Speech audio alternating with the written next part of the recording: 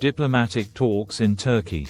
Hopes and tensions in renewed push to end Ukraine war. Reports from Turkey indicate that two crucial diplomatic meetings are scheduled to take place today in a renewed effort to find a path toward ending the war in Ukraine.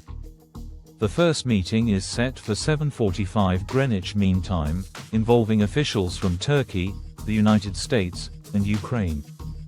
A second, more high-stakes trilateral discussion is expected to follow at 9:30 Greenwich Mean Time, bringing Ukrainian and Russian delegations together with Turkey acting as mediator. These developments follow a day without direct talks between Russia and Ukraine, despite both delegations being present in Istanbul on Thursday. Ukrainian President Volodymyr Zelensky did arrive as promised, while Russian President Vladimir Putin did not. Meanwhile, U.S. Secretary of State Marco Rubio also arrived in Istanbul for a NATO summit and offered a stark assessment of the situation. Expectations are low. It's increasingly clear that any meaningful breakthrough will require direct talks between President Trump and President Putin, Rubio stated. President Zelensky confirmed Ukraine's commitment to participating in the negotiations but criticized Russia's lack of seriousness, emphasizing that his top priority remains an immediate ceasefire. Both sides must demonstrate a genuine will to negotiate. The first step must be an unconditional ceasefire. If this can be achieved at a technical level without heads of state, then so be it, Zelensky said.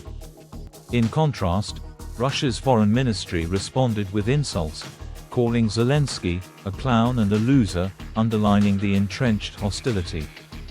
Meanwhile, Russia continues its offensive in Ukraine, claiming to have seized 2 additional settlements in the Donbas region on Thursday.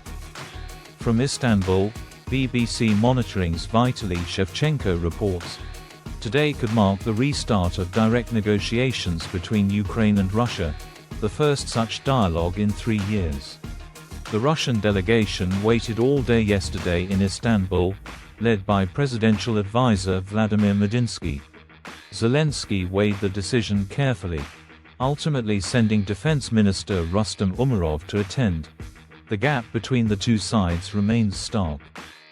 While Ukraine insists on an immediate ceasefire, Russia continues to focus on long-term geopolitical goals, framed as addressing the root causes of the war, language that, according to analysts, points to undermining Ukrainian sovereignty.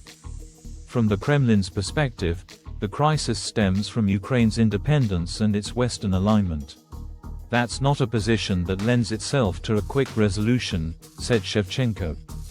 Nevertheless, Medinsky did suggest Russia may be open to discussing compromises, though no details were offered. Shevchenko noted that other Russian officials remained firm, demanding no more weapons for Ukraine, no NATO membership, and formal control over at least 5 contested Ukrainian regions, terms utterly unacceptable to Kyiv.